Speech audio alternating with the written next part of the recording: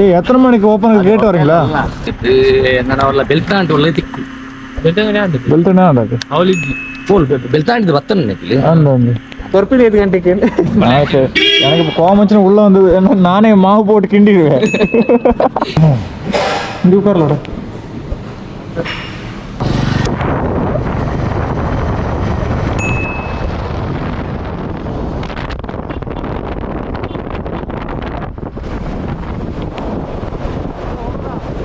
கண்ணா மூச்சி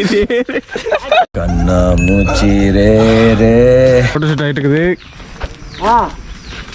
ஒரு என்னடா பண்றீங்க?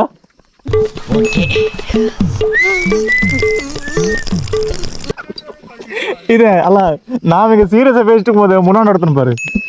இது ஐயோ முடியலையா முட்டிக்கிட்டு நிக்குதே.